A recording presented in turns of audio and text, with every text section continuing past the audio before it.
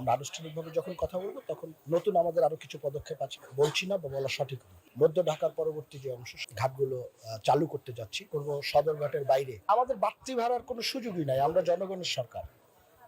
বরং বিআইডব্লিউটিএ যে ভাড়া নির্ধারিত আছে, জাহাজ মালিকদের সাথে আমরা কথা বলছি, তার চেয়েও কম ভাড়ায় আমরা এই বাড়িতে যাত্রী পরিবহন করতে চাই। ক্লিয়ার কথা? আচ্ছা, এবং আমরা চেষ্টা করব যে বন্দরগুলো যেন পরিচ্ছন্ন থাকে, হকার মুক্ত থাকে,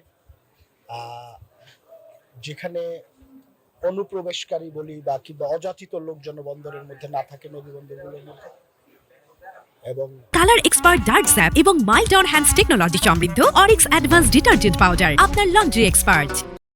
ঢাকায় আমরা চেষ্টা করব সদরঘাটের বাইরে বসিলা এবং কাঞ্চন দুটি আলাদা ঘাট থেকে যেন লঞ্চ অপারেট করতে পারে।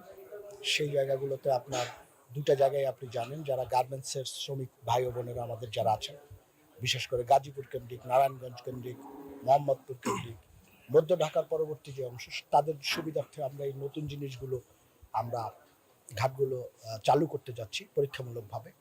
এবং আমাদের আরও কয়েকটি মিটিং আছে, আমরা যাত্রী সেবার জন্য আরও অনেকগুলো পদক্ষেপ আমরা গ্রহণ করব। সেই পদক্ষেপগুলো আপনাদেরকে আশ্বস্ত করবে। আজকে সব বলছি না বা বলা সঠিক না। আমরা আনুষ্ঠানিকভাবে যখন কথা বলবো তখন নতুন আমাদের আরো কিছু পদক্ষেপ আছে, আপনারা সেগুলো দেখতে পাবেন। ঈদ যাত্রাকে সুন্দর করার জন্য যেখানে যেখানে ড্রেজিং করা দরকার, আমাদের সব জায়গায় ড্রেজার আছে, আমরা অলরেডি নির্দেশনা দিয়েছি।